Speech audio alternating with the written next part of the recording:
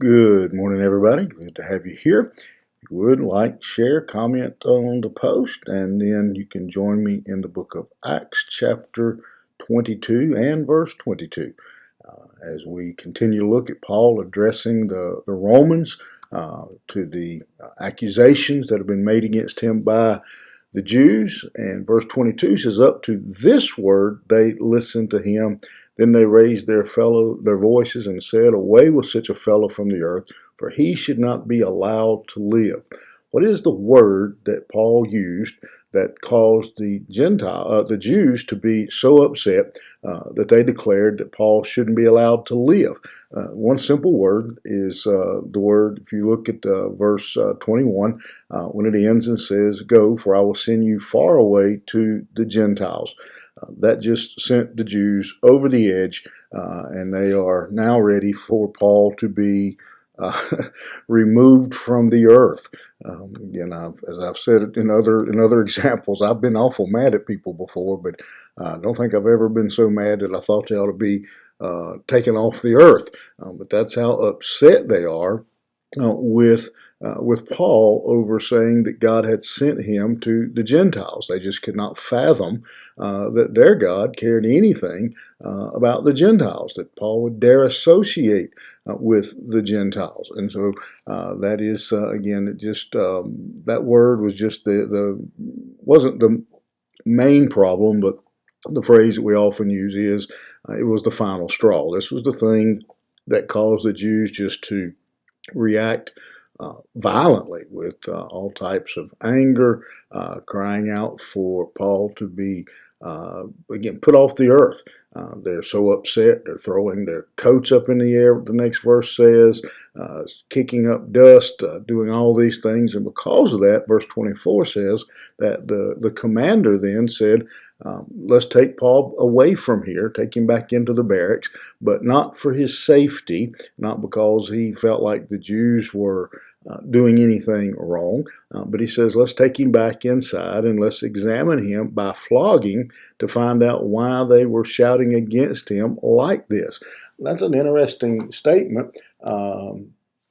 You're mad at me, so they beat me to find out why you are mad. Anybody else see just a little bit of flaw in their logic? The Jews are mad at Paul, so let's beat Paul and see if we can figure out what's going on rather than asking the people who are angry. And from that, as they get ready, they stretch him out, as was their tradition. They would have taken Paul and stretched him over a rock or something that would have had his body stretched out so that the skin would be tight, so that there would be his arms would have been stretched out so that when they did hit him, that it would do the maximum damage and cause the most pain. And so they get him into that position, ready to be beaten. And Paul turns to one of the guards who said, and asks him, says, "Is it lawful, is it legal for you to beat a man that is a Roman citizen?" Well, Paul knew the answer to that. The guard knew the answer to that. And he says, obviously the guard was upset because he leaves and he goes to the commander and says, what are you trying to do? This man's a Roman. And he knew that should they beat a Roman citizen, that there would be serious penalty, probably including beating the one who did the beating and probably the commander who ordered it, probably up into possibly even death. It was a very serious crime for them to actually to beat another Roman citizen. So the commander hears about this and he runs in and he asks him, he said, "Are you really a Roman citizen?" He tells him, "Yes, I am." And Paul goes on and says, "I'm more of a Roman than you are." It was possible. You didn't necessarily have to be born a Roman citizen. For a price, you could buy, again, pretty much like I guess things have always been, most everything has a price. You could buy your citizenship in Rome. Paul says, "I didn't have to buy my citizenship, though. I was born a Roman." And so this scares the guard, the commander, and he's kind of leery now about what to do, and so he doesn't proceed with the beating. But it says on the next day, he's still wanting to know why they're so upset. I couldn't beat it out of him, so I'm going to try something else. So he asks them to, he lines up a meeting, says, we're going to bring Paul in, we're going to bring the Jews in, and we're going to get to the bottom of this, which would have seemed like the reasonable thing to do previously, whether Paul was a Roman or not. Again, I'm just kind of amazed at this concept of somebody being mad at you, so we beat you to find out why they're mad. And so now we come, for once, kind of a little bit to our senses and say, we're going to sit down and we're going to talk with everybody involved to get to the source of the problem. And just again, just another interesting twist in Paul's story and this journey that he has been on. And so, as we, this kind of is going to lead us into the next phase of Paul's story. But I think there's a couple of lessons that kind of stand out to me as I think about this, again, really unique story. And a lot of Paul's story is rather unique, but just another unique twist in the story of Paul is that, again, Paul is being used here. He has an opportunity to be a witness for the Lord before the guards, before the commander. And so we have that, we often face opposition.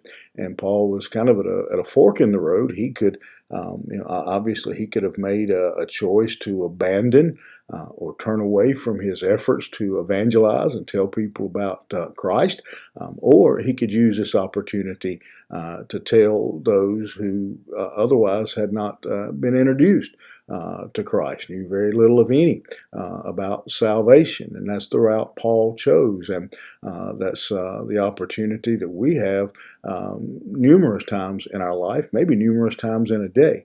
How will we use the circumstances and the situation we find ourselves in, or will we use those circumstances to tell others the good news of Jesus Christ?